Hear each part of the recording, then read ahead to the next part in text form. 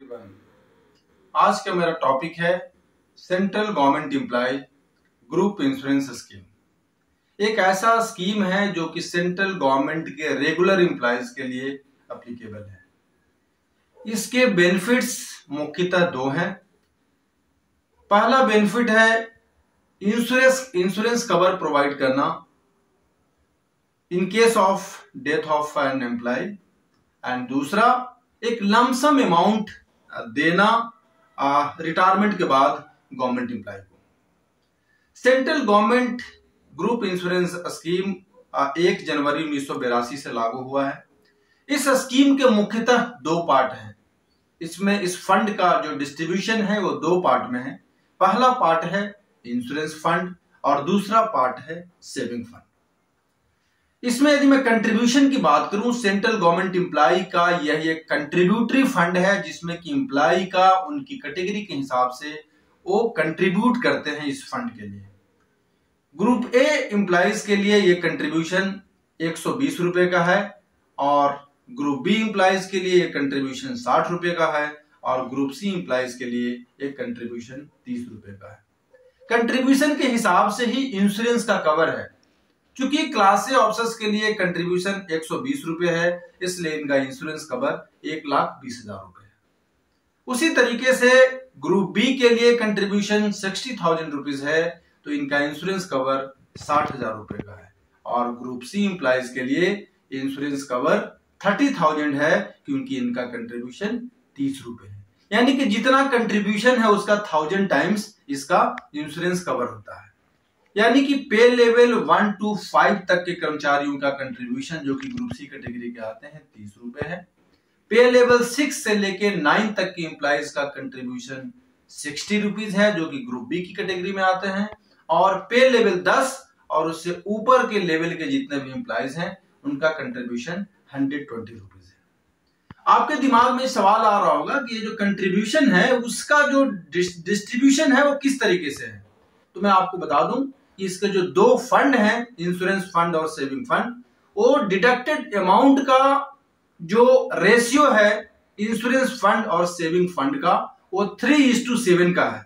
यानी कि group A officers का कंट्रीब्यूशन 120 रुपीज है, तो इसमें से इंश्योरेंस फंड में 36 रुपीज और सेविंग फंड में 86 रुपीज आता है। उसी तरीके से ग्रुप बी एम्प्लॉयज के लिए इंश्योरेंस फंड में पैसा 18 रुपए और सेविंग फंड में पैसा 42 रुपए जाता है।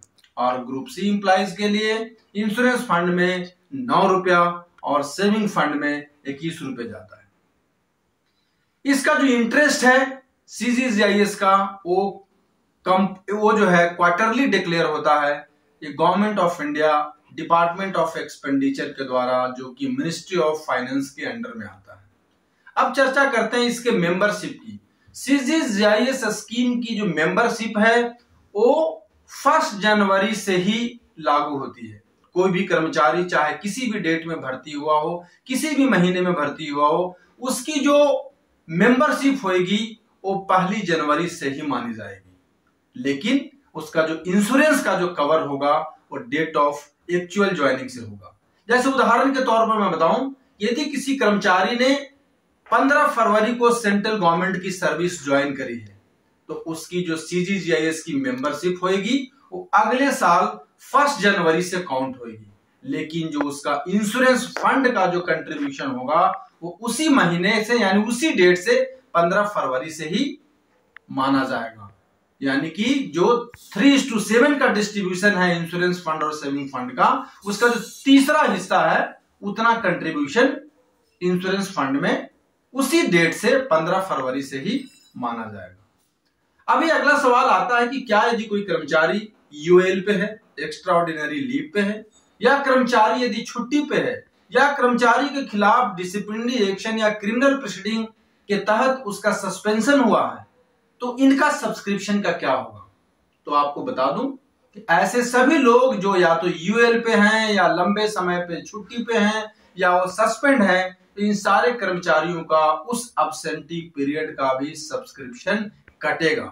लेकिन ये जो सब्सक्रिप्शन का जो अमाउंट होगा, वो जो डिडक्शन होगा, वो मैक्सिमम 3 इंस्टॉलमेंट से ज्यादा नहीं कटनी चाहिए। लेकिन उसके साथ ही उनको इंटरेस्ट भी साथ साथ में देना पड़ेगा। अब इसके मैं बेनिफिट्स के बारे में बताना चाहता हूं कि ये जो स्कीम है उसके बेनिफिट्स क्या क्या है। तो CGGIS स्कीम 1980 के बेनिफिट्स हैं कि रिटायर होने के बाद कर्मचारी को जो सेविंग फंड में जो पैसा कटता है उस पैसे के ऊपर जो इंटरेस्ट जो डिक्लेयर होता है, जो department of expenditure ministry of finance के द्वारा, तो सेविंग फंड का पैसा प्लस इंटरेस्ट जितना उनका एक्यूमुलेट होता है उसका पैसा कर्मचारी को रिटायरमेंट के दौरान मिलेगा to augment his resources post retirement. दूसरा सिचुएशन आता है कि यदि किसी कर्मचारी का डेथ हो जाता है तो डेथ के बाद उनके जो नॉमिनी होंगे उनके नॉमिनी को इंश्योरेंस का पैसा प्लस सेविंग फंड का पैसा इंक्लूडिंग इंटरेस्ट, ये दोनों पैसा उनके डिपेंडेंट को दिया जाएगा। एक अगला केस है यदि कोई कर्मचारी मिसिंग एम्प्लॉय है तो मिसिंग एम्प्लॉय के केस में 1 साल तक कर्मचारियों का फुल कंट्रीब्यूशन पे करना पड़ेगा as per their eligibility, age per their class, group A, group B and group C, और 1 साल के बाद उनको सेविंग फंड का पूरा पैसा प्लस इंटरेस्ट उनको दिया जाएगा।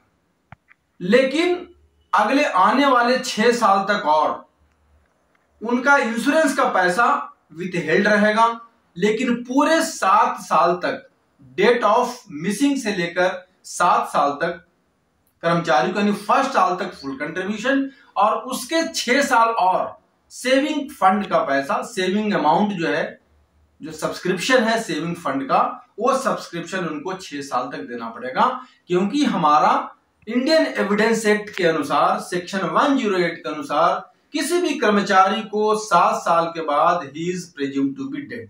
तो 7 साल के बाद कर्मचारी जो है इंश्योरेंस फंड के पूरे पैसे का भी हकदार है, लेकिन उनको जो इंश्योरेंस फंड का जो सब्सक्रिप्शन होगा उनको 6 साल तक पे करना पड़ेगा और इसके बाद उनको इंश्योरेंस फंड का पैसा उनके नॉमिनी को या उनके डिपेंडेंट को दिया जाएगा। इस तरीके से आपको बता दूं कि अभी जो कंट्रीब्यूशन के अमाउंट है ये 6 CPC में जो 30 रुपीज, 60 रुपीज, 120 रुपीज था वो अभी कंटिन्यू चल रहा है, क्योंकि 7 CPC ने रिकमेंडेशन दिया था कि ग्रुप ए ऑफिसर के लिए CGGIS का कंट्रीब्यूशन 5000 रुपीज होनी चाहिए और उस तरीके से उनका इंश्योरेंस कवर 50 लाख रुपए होने चाहिए। और ग्रुप बी एम्प्लॉइज के लिए सब्सक्रिप्शन का रिकमेंडेशन था 2500 रुपए का और उनका इंश्योरेंस कवर 25 लाख रुपए का। ग्रुप सी एम्प्लॉइज के लिए 7 CPC ने रिकमेंड किया था सब्सक्रिप्शन के अमाउंट 1500 रुपए और इस तरीके से इंश्योरेंस कवर 15 लाख रुपए का था, बट 7 CPC का रिकमेंडेशन गवर्नमेंट ऑफ इंडिया ने नहीं माना, इसलिए अभी भी जो सब्सक्रिप्शन है वो 30 रुपए, 60 रुपए और 120 रुपए का ही है गवर्नमेंट एम्प्लॉइज के लिए। तो मुझे पूरा उम्मीद है कि आपको ये वीडियो काफी डिटेल में CGGIS के संबंध में आपको जानकारी जरूर प्रदान करेगा और आपको इसका लाभ मिलेगा और आपके सारे डाउट्स क्लियर होंगे। Thank you so much.